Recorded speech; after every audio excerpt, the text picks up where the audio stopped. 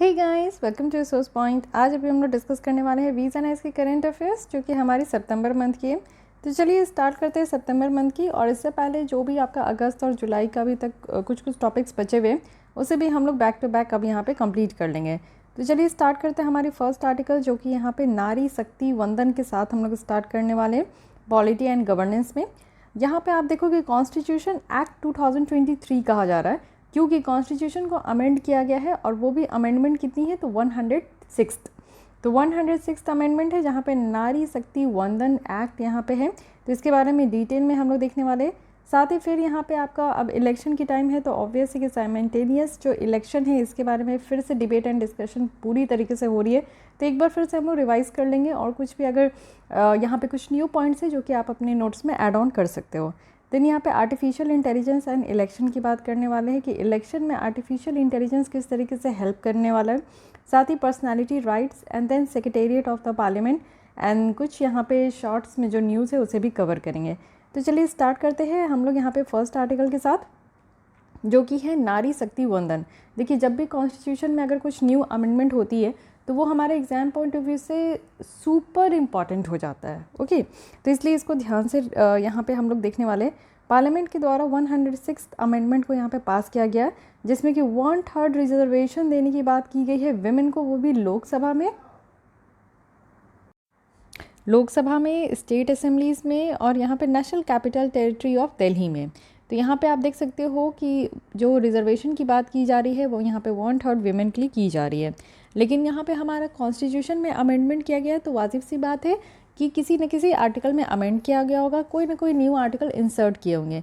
तो सबसे पहले अगर national capital territory of Delhi की बात करें तो यहाँ पे बाकायदा एक आर्टिकल है 239AA जिसमें आप देखो कि यहाँ पे 1/3 यानी कि 1/3 जो यहाँ पे विमेन हैं, 1/3 जो सीट्स है वो यहाँ पे legislative assembly of national capital territory of Delhi उसमें 1/3 सीट्स जो है विमेन के लिए रिजर्व कर दिया गया। अब इसके अलावा आप देखो लोकसभा और बचा स्टेट असेंबली के लिए तो यहाँ पे कौन कौन से आर्टिकल को इंसर्ट किया गया है। सबसे पहले अगर लोकसभा में रिजर्वेशन की बात करें तो हमारे यहाँ आर्टिकल 330 ऑलरेडी था जिसमें कि यहाँ पे जो भी महिलाएं हैं जो स्केड्यूल कास्ट और स्केड्यूल ट्राइब से बिलोंग करते थे तो उनके लिए 1/3 जो है सीट आपका रिजर्व था। अब इसी में 330 में क्या कर दिया गया, 330A कर दिया गया। इट मीन्स कि ए मीन्स अमेंडमेंट। यहाँ पे जो पूरी ऑल ओवर इंडिया में हमारी जो विमेन है उसका 1/3 सीट्स को रिजर्व कर दिया गया लोकसभा के लिए। ठीक है, तो इसलिए इसको याद रखना है। 330 आर्टिकल में क्या है कि SC/ST से बिलोंग करते हैं जो, उनके लिए यहाँ पे विमेन के लिए 1/3 सीट है, इसलिए यहाँ पे 330A कर दिया गया जो कि लोकसभा में 1/3 जो सीट है वो विमेन के लिए है। अब स्टेट असेंबली की बात करें तो स्टेट असेंबली में आपका 332 है। 332 में 1/3 जो सीट है वो विमेन के लिए यहाँ पे आपका रिजर्व किया गया है जो भी SC/ST कॉम से आती है। अब इसी में आपका जो है 332A कर दिया गया है जिसमें कि क्या है कि 1/3 जो यहाँ पे सीट्स है वो रिजर्व कर दिया गया है फीमेल के लिए। फाइन, जो भी आपका स्टेट में लेजिस्लेटिव असेंबली है हर एक स्टेट के लिए यहाँ पे कर दिया गया। तो ये दोनों आर्टिकल आपको याद रखना है जो कि यहाँ पे नया इंसर्ट किया गया। अब थर्ड आर्टिकल यहाँ पे आप देखो 334 यहाँ पे था, 334 में A यहाँ पे आपका इंक्लूड कर दिया गया। अब इस एक्ट में प्रोविज़न है कि डीलिमिटेशन के बाद, इट मीन्स कि आप देखते हो कि जब भी यहाँ पे इलेक्शन होती है तो कई सालों के बाद डीलिमिटेशन यानी कि जो एरिया है उसको लिमिट किया जाता है कि कहाँ इलेक्शन होंगे। तो जब फर्स्ट सेंसस के बाद आप देखो जब भी सेंसस आता है हर एक 10 ईयर्स में तो उसके बाद डीलिमिटेशन होते हैं क्योंकि सेंसस के बाद हमें देखने को मिलता है कि किसी न किसी स्टेट की जो पॉपुलेशन है वो बढ़ी है, घटी है, या फिर आप देखते हो कि कोई स्टेट से किसी स्टेट को बाहर निकाल दिया जाता है, न्यू स्टेट की फॉर्मेशन हो जाती है। तो उसके लिए भी लिमिट करना पड़ता है एरिया कि हाँ इतने एरिया में आपका इलेक्शन होगा। तो इसलिए डीलिमिटेशन के बाद भी यहाँ पे आपका जो एक्ट है वो इफ़ेक्ट में रहे। ये एक सनसेट क्लॉज लगाया गया है। सनसेट क्लॉज कहने का मतलब है कि जो भी प्रोविज़न यहाँ पे रिजर्वेशन ऑफ सीट्स के लिए है विमेन के लिए वो यहाँ पे आपका 15 ईयर्स के बाद जो है 15 ईयर्स यहाँ पे कंप्लीट होगा तो उसके बाद भी यहाँ पे आपका इफ़ेक्ट में रहेगा या फिर इसको जो है आगे इसको रखा जाएगा। जो रिजर्वेशन है विमेन के लिए वो पार्लियामेंट अपना कानून बनाकर इसको एक्सटेंड भी कर सकते हैं, यानी कि 15 ईयर्स के एक्सपायरेशन के बाद यहाँ पे आपका एक्सपायर कर जाएगा तो 15 ईयर्स के बाद जो है इसको हटाया भी जा सकता है। लेकिन ऐसा है कि पार्लियामेंट जो है कानून बनाकर इसको एक्सटेंड भी कर सकती है।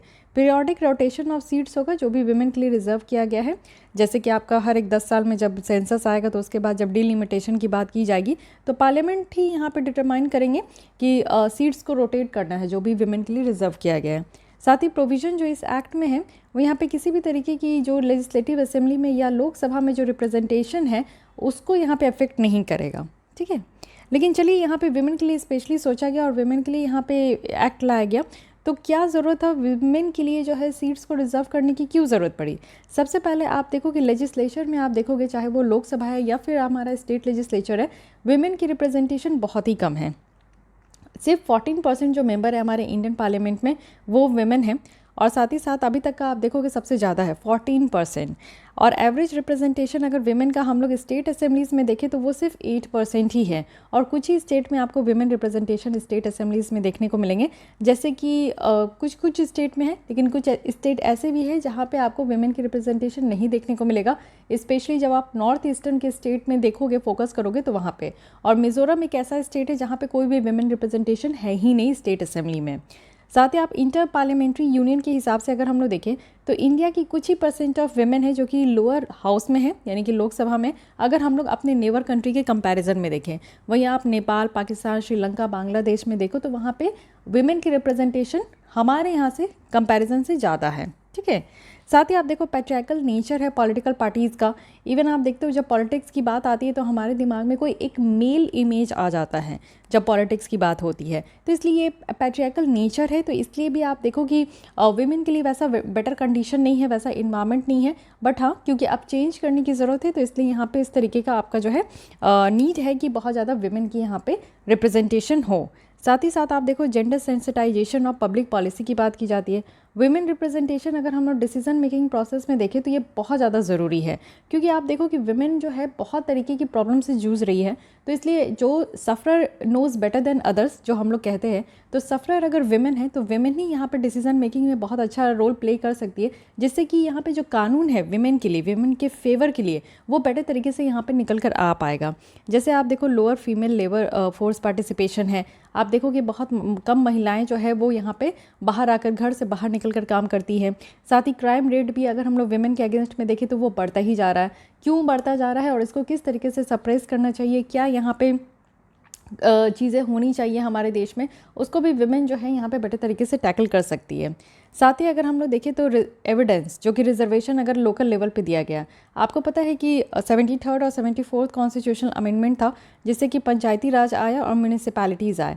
तो पंचायती राज और म्यूनिसिपैलिटीज़ में जो यहाँ पे रिजर्वेशन विमेन को ऑलरेडी दिया गया है लोकल लेवल पे, इससे क्या हुआ है ना कि विमेन की जो यहाँ पे रिप्रेजेंटेशन है लोकल लेवल पे बढ़ा है। और साथ ही साथ इसके कारण क्या हुआ कि जो क्राइम की रिपोर्टिंग है, गांव-गांव से लोग जो है अगर उनके अगेंस्ट में कुछ विमेन के साथ अगर किसी भी तरीके की क्राइम हो रही है तो इतनी अवेयरनेस है कि वो लोग घर से बाहर निकल कर रिपोर्टिंग करा रहे हैं। एक्चुअली आप देखो कि रिपोर्टिंग कराना सबसे पहला यहाँ पे इम्पॉर्टेंट चीज़ है कि जब तक रिपोर्ट नहीं कराया जाएगा तब तक एक्चुअल फिगर बाहर नहीं आ पाएंगे कि किस तरीके की यहाँ पे क्राइम महिलाओं के अगेंस्ट में ज़्यादा हो रहा है और कब हो रहा है और कहाँ क्या स्टेटस है। साथ ही आप देखो कि जो बेसिक एमिनिटीज़ है जैसे कि पानी पीने के लिए या फिर स्कूल जाने के लिए, ये सारी जो प्रॉब्लम्स है ना, ये भी काफ़ी हद तक जो है बेसिक लेवल पे आप देखो कि लोकल लेवल पे, ग्राउंड लेवल पे ये इम्प्रूव हुआ है। तो इसलिए ये असेसमेंट किया गया है ऑक्सफैम इंडिया के द्वारा कि विमेन की अगर रिप्रेजेंटेशन यहाँ पे हम लोग लोकसभा और स्टेट असेंबलीज़ में भी बढ़ा दे तो एक बेटर हम लोग यहाँ पे देख पाएंगे चीज़ों को। साथ ही विमेन लीड डेवलपमेंट हो पाएगा। इससे आप देखो कि क्या है कि ग्रेटर पार्टिसिपेशन हो पाएगी विमेन की, जो पब्लिक रिप्रेजेंटेटिव्स होंगे पॉलिसी मेकिंग में, वो भी नेशनल और स्टेट लेवल पे। फाइन, अब देखते हैं कि इस एक्ट की कंसर्न क्या है। सबसे पहले देखो कि यहाँ पे बहस हो रहा है कि इनइक्वालिटी के अगेंस्ट में है। जो आइडिया है रिजर्वेशंस का, वो बस आप देखो कि रिजर्वेशंस जो है विमेन को दी जाती है, ठीक है। तो विमेन को इसलिए दी जा रही है क्योंकि विमेन अपने मेरिट लिस्ट में आगे निकल कर नहीं आ पाती है। तो ये भी एक बात किया जा रहा है कि हमारे संविधान में इक्वालिटी को यहाँ पे प्रमोट किया गया है, लेकिन समटाइम्स देखते हैं कि रिजर्वेशन सिर्फ यहाँ पे इक्वालिटी का जो प्रोविज़न है हमारे कॉन्स्टिट्यूशन में उसके अगेंस्ट में है। साथ ही आप देखो कि वोटर्स की चॉइस जो है वो उसके ऊपर भी इम्पैक्ट होता है। जिस तरीके से आप देखो कि जो विमेन के लिए सीट्स को रिजर्व किया जाता है लेजिस्लेचर में, इससे जो वोटर्स की चॉइस है वो कहीं ना कहीं रेस्ट्रिक्ट हो जाती है। साथ ही नॉन होमोजीनियस ग्रुप भी है। वुमेन्स जो है वो होमोजीनियस कम्युनिटीज़ नहीं है। जैसे कि आप देखो कि एक कास्ट ग्रुप होता है, एक प्रेशर ग्रुप होता है, तो वुमेन्स इस तरीके के ग्रुप में काउंट नहीं होते हैं। तो जो आर्गूमेंट है वो यहाँ पे कास्ट बेस्ड रिजर्वेशंस बनाने का, तो ये हमारे विमेन के लिए नहीं आता है कि कास्ट बेस्ड रिजर्वेशन हो या फिर विमेन पूरी तरीके से आप देखोगे कि विमेन की रिजर्वेशन इट मीन्स कि सारी विमेन, चाहे वो किसी भी कास्ट किसी भी धर्म से बिलोंग करती हो, सबके लिए यहाँ पे आपका रिजर्वेशन आता है। तो समटाइम्स आप देखते हो कि कुछ जो प्रेशर ग्रुप होते हैं, कास्ट ग्रुप होते हैं, उसमें महिलाएं जो है ना वो फिट नहीं बैठती हैं। तो इसलिए यहाँ पे आप देखोगे कि नॉन होमोजेनियस ग्रुप जो है, यहाँ पे women's are not a homogeneous community ये कहा जाता है। साथ ही आप देखो लेस इम्पैक्ट है हमारे पॉलिटिकल एम्पावरमेंट ऑफ विमेन में। तो काफ़ी ज़्यादा कहा जाता है कि लार्जर इशू है इलेक्टोरल रिफॉर्म्स में, जैसे कि क्रिमिनलाइजेशन ऑफ पॉलिटिक्स है, इंटरनल डेमोक्रेसी जो पॉलिटिकल पार्टीज़ में है। तो इन सब में जो यहाँ पे आप देखोगे तो इस मुद्दे पे कभी उतना ज़्यादा फोकस नहीं किया जाता है। अगर हम लोग आज की डेट में बात करें कि विमेन की रिप्रेजेंटेशन कम है, तो इसको इतना ज़्यादा प्रायोरिटी दिया गया। इससे ज़्यादा प्रायोरिटी देने की बात ये थी क्रिमिनलाइजेशन ऑफ पॉलिटिक्स। आप देखते हो जो भी पॉलिटिशियन है उनकी अगर बैकग्राउंड जाके देखोगे तो उन्होंने कहीं ना कहीं बहुत अच्छा क्राइम करके बैठा हुआ है। जो भी क्राइम कर लेते हैं ऐसा माना जाता है हमारे देश में कि अब वो पॉलिटिक्स में आने के लिए एलिजिबल हो गए हैं। तो इसलिए सबसे पहले एक क्वालिफिकेशन होनी चाहिए पॉलिटिशियंस की, जो भी यहाँ पे अभी इलेक्शन में खड़े हो रहे हैं। तो उस पर बार बार डिबेट एंड डिस्कशन होता है, लेकिन उसके लिए कोई कानून नहीं लाया जाता है। तो यही बात की जा रही कि इससे ज़्यादा इंपॉर्टेंट भी बहुत सारी मुद्दे हैं इलेक्शंस में, बट उस पर फोकस कम होता है। साथ ही आप देखो डिस्पैरिटी अक्रॉस स्टेट्स। अगर हम लोग बात करें कि इस एक्ट में क्या है कि रिजर्वेशन 1/3 जो सीट यहाँ पे आपका दिया गया है, तो सारे लोकसभा सीट्स में दिया गया। अगर हम लोग यहाँ पे 1/3 सीट अगर हर एक स्टेट में या यूटीज़ में देखें, जो भी 2008 के बिल में मेंशन किया गया है, तो इसलिए डिस्पैरिटी कहा गया है स्टेट को लेकर। 2008 का एक बिल था जिसमें ये कहा गया था कि 1/3 जो सीट है वो हर एक स्टेट और यूनियन टेरिटरीज़ में होना चाहिए। तो हमारे यहाँ इसमें ये देखा गया कि सिर्फ लोकसभा में ही ये पूरी तरीके से आपका रिजर्वेशन दिया गया है। स्टेट्स में भी दिया गया है, लेकिन सिर्फ आपका national capital territory of Delhi को दिया गया है, सारे यूटीज़ में नहीं दिया गया। तो एक तरीके का ये डिस्पैरिटी कहा गया। रोटेशन ऑफ सीट्स की अगर हम लोग बात करें तो इसमें कहा जा रहा है कि इस कानून में एक रोटेशन ऑफ सीट्स प्रोवाइड किया गया हर एक डिलिमिटेशन के बाद। यानी कि आप समझो कि हर एक टाइम जब आपका सेंसस होगा, उसके बाद डिलिमिटेशन होंगे, तो उसके बाद रोटेशन ऑफ सीट्स भी होगा। जितना ऐसा लगेगा कि हाँ किसी स्टेट में ज़्यादा वीमेन की रिप्रेजेंटेशन है तो वहाँ पे ज़्यादा रिजर्वेशन देने की बात की जाएगी। कुछ यहाँ पर डिफरेंट मेथड्स अप्लाई किए जाएंगे।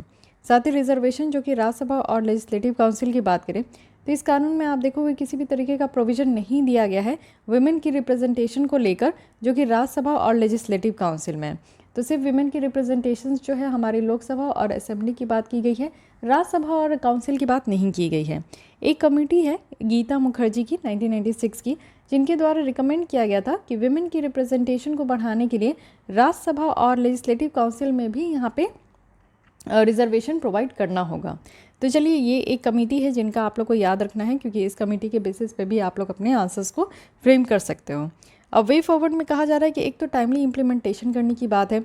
चलिए ठीक है, कानून आ गया, सब कुछ हो गया, सारे लोग को पता भी चल गया, लेकिन हाँ टाइम बाउंड कंडक्ट करना और सेंसस डेटा का पब्लिकेशन, क्योंकि अभी तक आप देखो 2011 की सेंसस के डेटा को अभी तक हम लोग यूज़ कर रहे हैं। 2021 में कोविड था जिसमें कहा गया कि 22 में लाया जा रहेगा, लेकिन 23 एंड होने को है, अभी तक सेंसस का डेटा पब्लिश नहीं हुआ है। तो यही चीज़ें कही जा रही कि टाइम बाउंड कंडक्ट और पब्लिकेशन ऑफ सेंसस डेटा होना चाहिए। डिलिमिटेशन एक्सरसाइजेस जो है वो यहाँ पे ऐसा करना चाहिए जिससे कि हम लोग समझ सके कि हाँ इस कानून का इम्प्लीमेंटेशन टाइमली हो रहा है। साथ ही कैपेसिटी बिल्डिंग की अगर हम लोग बात करें तो यहाँ पे आप देखो कि सिविल सोसाइटी को इन्वॉल्व करना ज़रूरी है, अदर इंस्टीट्यूशन को भी इन्वॉल्व करें ट्रेनिंग के लिए, वुमेन की मेंटरशिप के लिए, वुमेन लीडरशिप के मेंटरशिप के लिए, जो कि लोकल लेवल पे हो, जिससे कि हम लोग इफ़ेक्टिव तरीके से यहाँ पे स्टेट या फिर नेशनल लेवल पे मोबिलाइज कर सके। ओके, अब यहाँ पे और एक पॉइंट हम लोग देख लेते हैं कि सबसे पहले क्या यहाँ पे पॉलिटिकल एम्पावरमेंट के लिए अटेम्प्ट लिया गया था विमेन के लिए।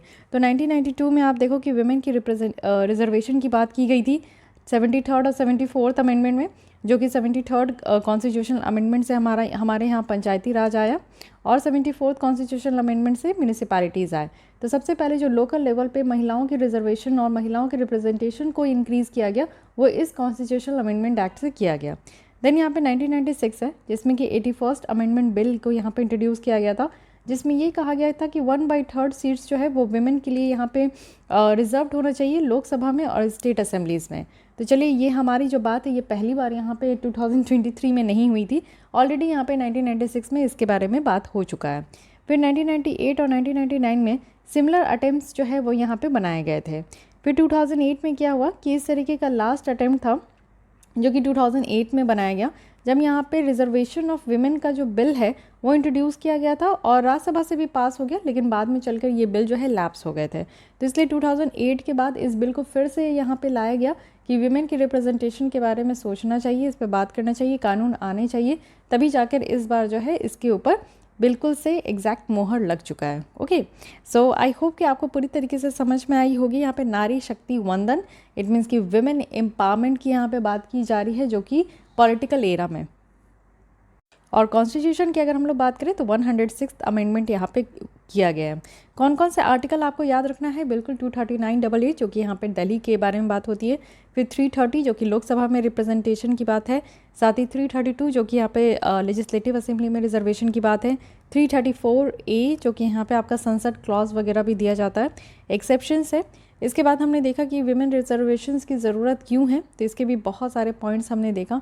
फिर कंसर्न क्या है, इस एक्ट को लाने के पीछे कंसर्न क्या है, ये भी हम लोग ने देखा। ओके, अब इसके बाद आते हैं साइमल्टेनियस इलेक्शन, तो इसके बारे में भी एक हम लोग रिव्यू ले लेते हैं। अभी बात इसलिए हो रही है क्योंकि यूनियन गवर्नमेंट के द्वारा रिसेंटली यहाँ पे 8 मेंबर कमेटी नोटिफाई किया गया है और इसके लीडर कौन है, तो हमारे फॉर्मर प्रेसिडेंट जो कि रामनाथ कोविंद जी है, इनके लीडरशिप में यहाँ पे एग्जामिन किया जाएगा और साइमल्टेनियस इलेक्शंस के लिए रिकमेंडेशन दी जाएगी। तो इससे पहले हम लोग समझेंगे कि साइमल्टेनियस इलेक्शन कहते किसको है। देखिए, साइमल्टेनियस इलेक्शन कहने का मतलब है कि एक साथ 2 इलेक्शन, सबसे पहले लोकसभा की इलेक्शन और इसी के साथ स्टेट असेंबलीज़ की भी इलेक्शन, जो हमारे स्टेट में असेंबलीज़ है उसकी इलेक्शन और हमारे सेंटर में जो लोकसभा है उसकी इलेक्शन एक साथ होनी चाहिए। ठीक है, इसी के साथ आप देखो कि म्यूनिसिपैलिटीज़ है तो इनकी भी इलेक्शन, पंचायती राज है तो इनकी भी इलेक्शन, इन सब की इलेक्शन एक साथ होनी चाहिए, जिससे कि हम लोग यहाँ पे साइमल्टेनियस इलेक्शन कह रहे हैं। साइमल्टेनियस इलेक्शंस की बात करें तो इसका मतलब ये नहीं है कि पूरे देश भर में वोटिंग देना है फॉर ऑल द इलेक्शंस। ठीक है, एक ही दिन में जो है हमें लोकसभा के लिए भी इलेक्शन वोट करना है और साथ ही साथ स्टेट असेंबलीज़ के भी मेंबर के लिए वोट करना है, इसका मतलब ये नहीं होता है। ठीक है, अब देखिए आर्गूमेंट जो यहाँ पे हमारे साइमल्टेनियस इलेक्शंस के लिए किया जा रहा है कि सबसे पहली बात की जा रही है कि गवर्नेंस में इम्पैक्ट होगा, क्योंकि आप देखो कि जो यहाँ पे model code of conduct impose किया जाता है वो फ्रिक्वेंटली होता है। आप देखो कि अगर यहाँ पे हमारे देश में लोकसभा की इलेक्शन है जो कि आफ्टर 5 ईयर्स होती है तो मॉडल कोड ऑफ कंडक्ट लग जाता है। ठीक है, MCC यहाँ पे आपका कंडक्ट लग जाता है, जिसमें कि पूरी इंटायर जो डेवलपमेंट प्रोग्राम है वो ठप हो जाती है, सरकार की जो एक्टिविटीज़ है वो यहाँ पे ठप हो जाते हैं, वो कोई भी तरीके का डेवलपमेंट प्रोग्राम नहीं होता, काम नहीं होता, सरकार भी किसी भी तरीके का काम नहीं करते। तो बैक टू बैक आप देखो कभी इस स्टेट में इलेक्शन हो रहा है, कभी दूसरे स्टेट में इलेक्शन हो रहा है, जिससे क्या होता है ना कि कंटिन्यूस है, फ्रिक्वेंट यहाँ पे मॉडल कोड ऑफ कंडक्ट लगते रहता है, तो ये एक प्रॉब्लम है। साथ ही मैसिव एक्सपेंडिचर होता है, इलेक्शन करवाना इतना आसान काम नहीं है, इलेक्शन में बहुत ह्यूज फ्लोज ऑफ मनीज़ होते हैं, तो ये भी एक प्रॉब्लम है। साथ ही साथ ये कहा जा रहा है कि प्रोलॉन्ग डेवलपमेंट डिप्लॉयमेंट है सिक्योरिटी पर्सनल का। अगर आप देखोगे तो 2 से 5 ऐसे स्टेट असेंबलीज़ हैं जो कि हर एक 6 महीने में वहाँ पे आपका जो है इलेक्शन होता है, जिससे कि लॉक इन पीरियड यहाँ पे आपका CAPF जवानों का लग जाता है, यानी कि सेंट्रल आर्म्ड पुलिस फोर्सेस जो होते हैं उनको यहाँ पे डिप्यूट किया जाता है और स्टेट के जो पुलिस फोर्स होते हैं वो भी यहाँ पे इंगेज्ड हो जाते हैं।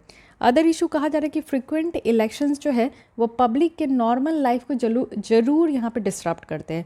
बहुत सारे ऐसे लोग हैं जो कि बाहर जाके नौकरी करते हैं, बाहर जाके पढ़ाई करते हैं, बट इस इलेक्शन की वजह से उनको वोट देना होता है, तो वोट देने के लिए वो अपना इम्पॉर्टेंट काम छोड़कर अपने देश आते हैं या फिर अपने शहर जाते हैं। तो इससे आप देखो कहीं ना कहीं रोड ट्रैफिक भी डिसरप्ट होता है, इससे नॉइज़ पॉल्यूशंस होते हैं।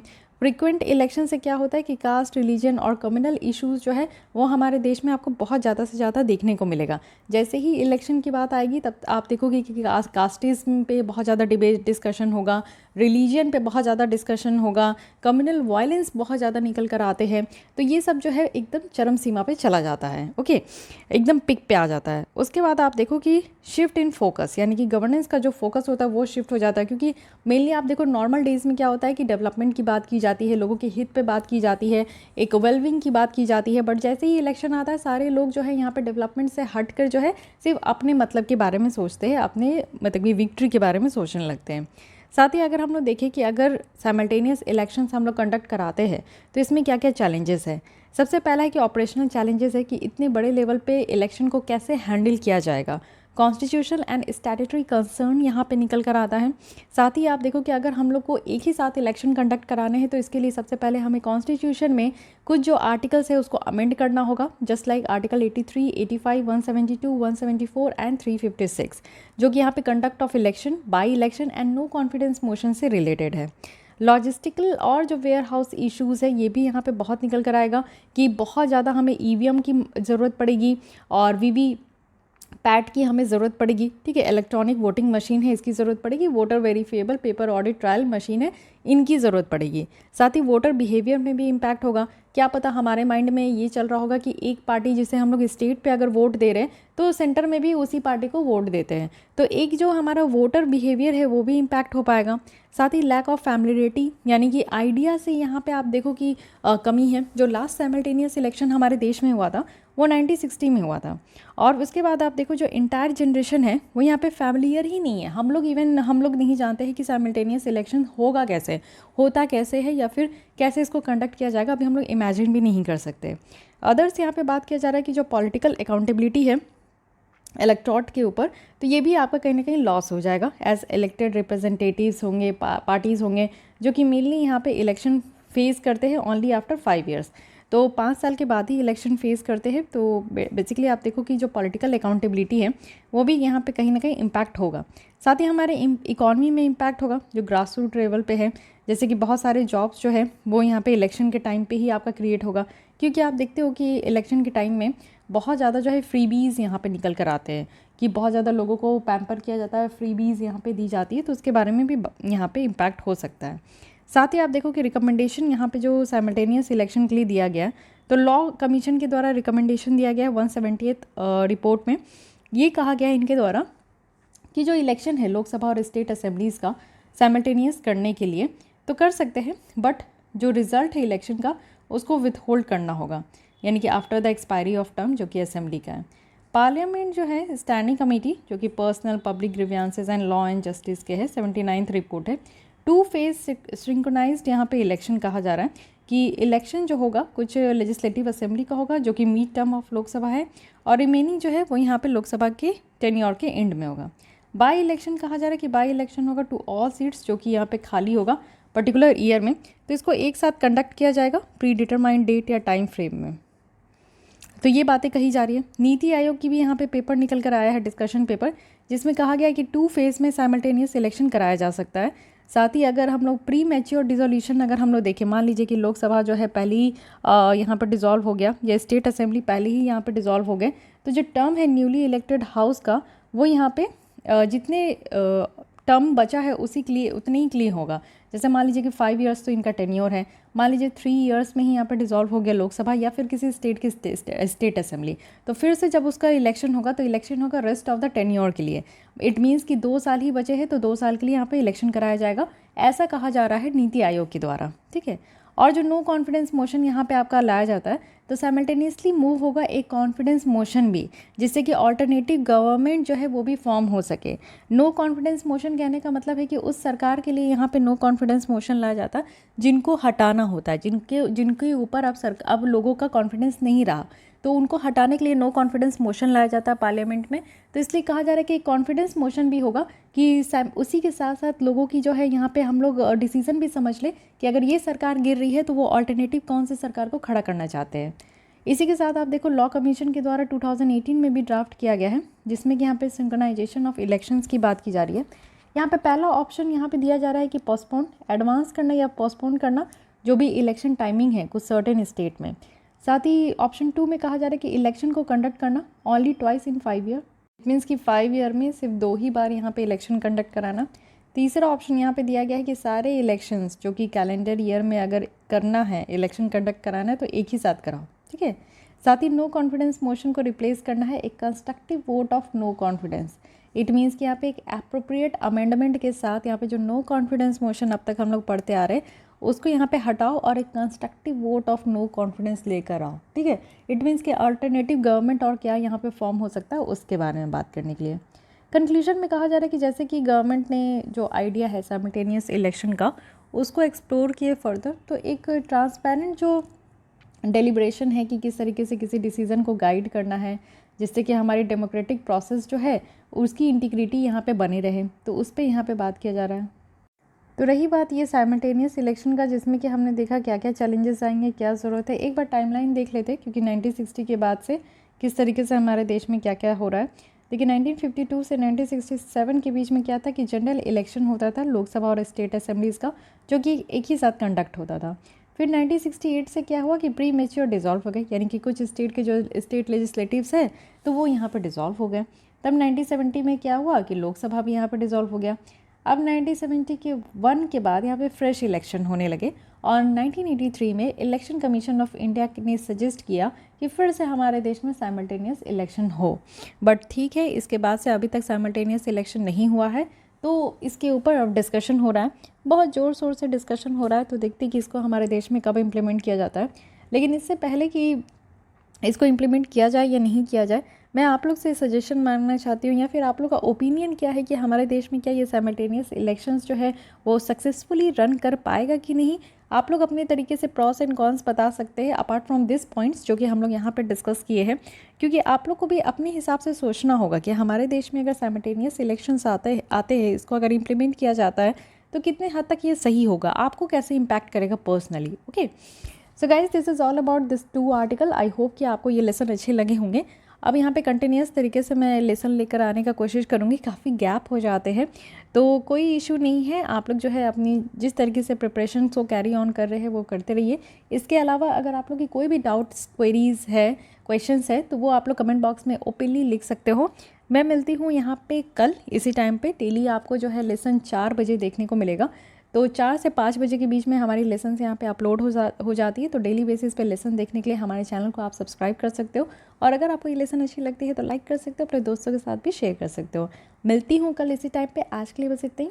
Thank you.